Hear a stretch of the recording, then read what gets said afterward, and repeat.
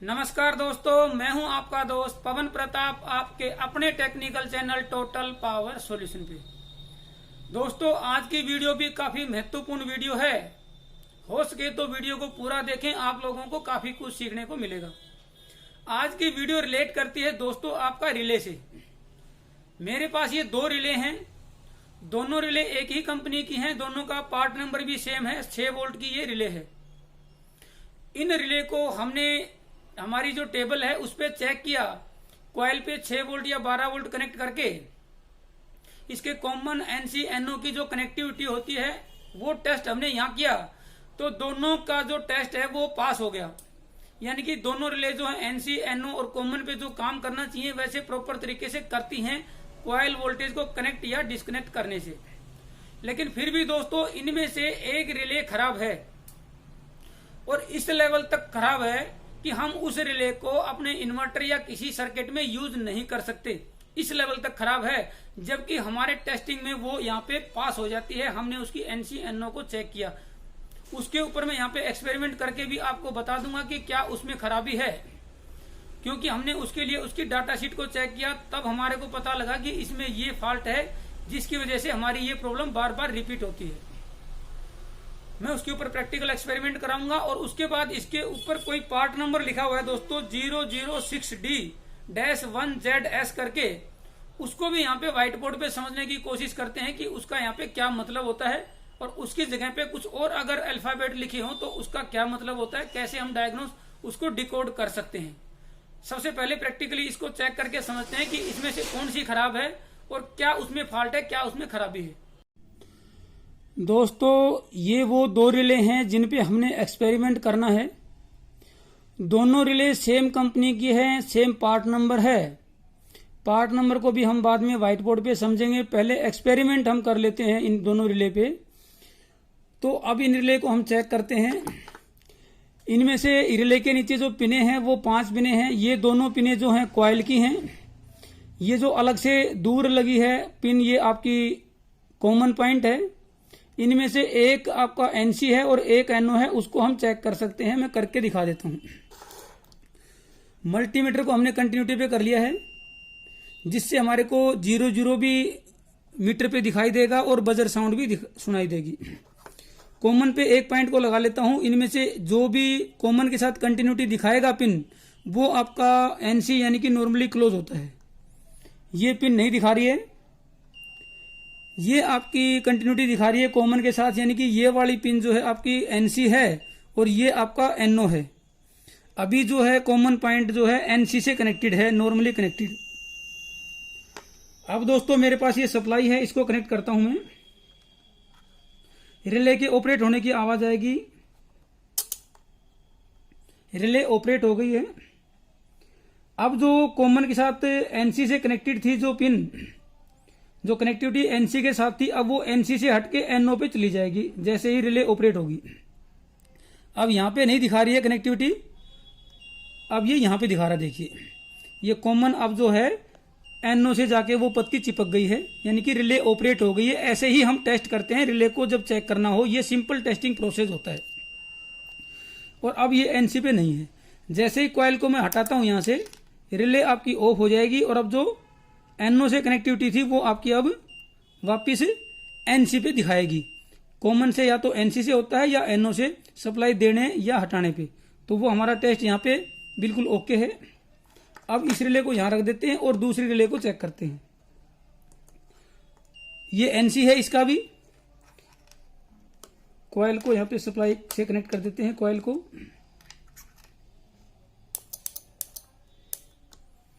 ये कॉइल हमने जैसे ही कॉइल पे वोल्टेज सप्लाई की, तो अब ये इसका जो कॉमन पॉइंट है वो एनओ पे जाके कनेक्ट हो गया है। ये देखिए ये कॉमन पॉइंट जो है एनओ पे जाके कनेक्ट हो गया है। अब जैसे ही मैं कॉइल वोल्टेज को हटाऊंगा तो ये वापस एनसी पे आके कनेक्ट हो जाएगा।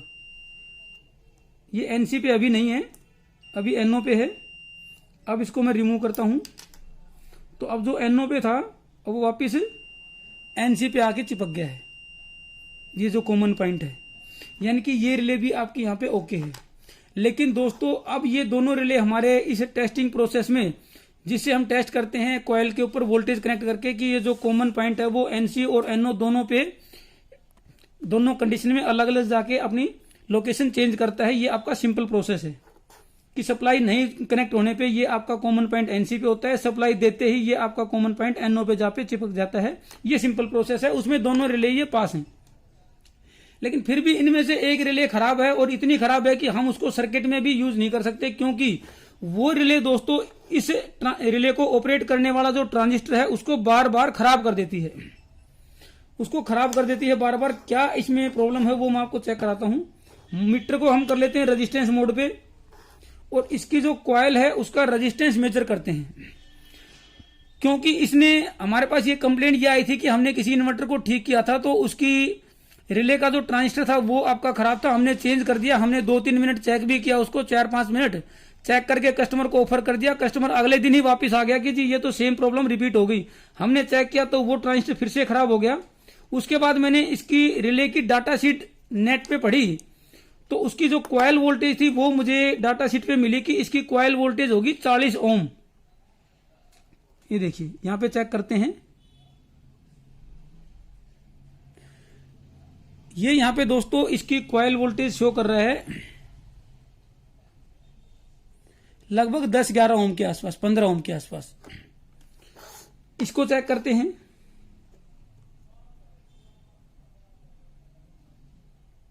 ये दोस्तों दिखा रहा है यहां पे 42। ये मीटर के अंदर भी एरर होता है कुछ ओम का, यानी कि ये 40 ओम बिल्कुल सही दिखा रहा है एज पर डाटा शीट। ये लगभग 10-11 ओम ही दिखा रहा है, यहाँ पे 15 दिखा रहा है, तो 2 को मैं लेस करूं तो लगभग 11-12 ओम के आसपास दिखा रहा है।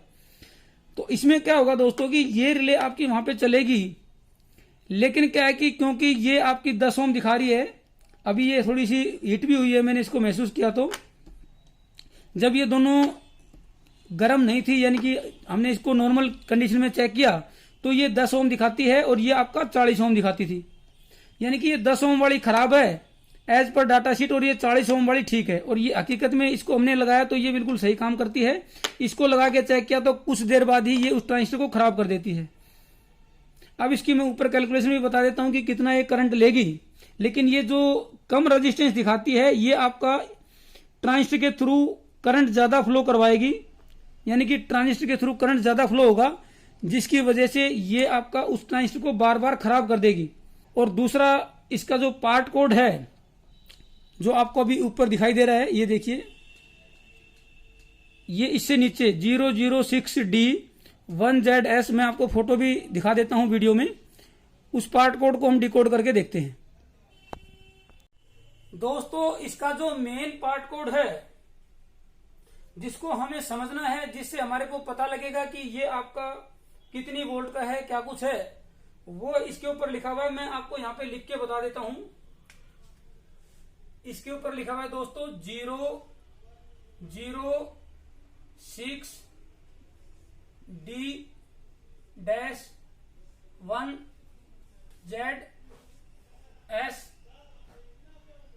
और ब्रैकेट में है 136। ये इसके ऊपर लिखा हुआ है दोस्तों। इसके ऊपर भी होता है HF105F करके, ये उनका पार्ट कोड का ही एक हिस्सा है, जिसके अंदर ये पता लगता है कि ये आपका कितने एम्पेयर का क्या कुछ है, वो आपका डाटा शीट से आपको पता लगेगा। इसके बारे में मैं थोड़ी जानकारी दे देता हूं दोस्तों। शुरू के तो 3 डिजिट हैं 006, ये आपके जो कॉइल है उसकी वोल्टेज को दर्शाते हैं कि कितने वोल्ट की ये कॉइल है। अब ये जहां पे 6 है, इसका मतलब ये जो कॉइल है ये 6 वोल्ट की है, 6 का मतलब। लेकिन ये 6 वोल्ट की है दोस्तों, तो ये सामने 2 जीरो लगाने की क्या जरूरत है, सिंपल लिख सकते थे 6D।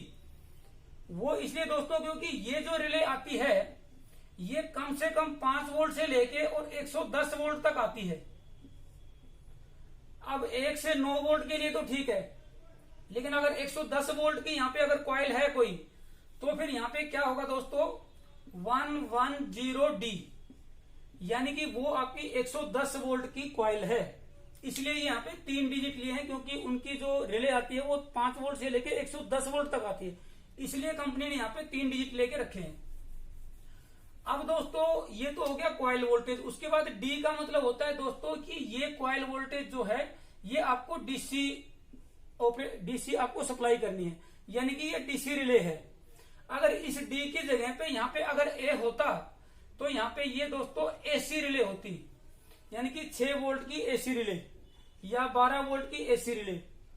अब ये 6 वोल्ट की डीसी रिले है, ए होता तो एसी रिले होती वो, क्योंकि रिले एसी वोल्ट पे भी ऑपरेट होती हैं। उसके बाद दोस्तों ये है 1Z। 1Z का मतलब हो गया ये इसका जो कॉन्टेक्ट का अरेंजमेंट है वो फॉर्म सी है,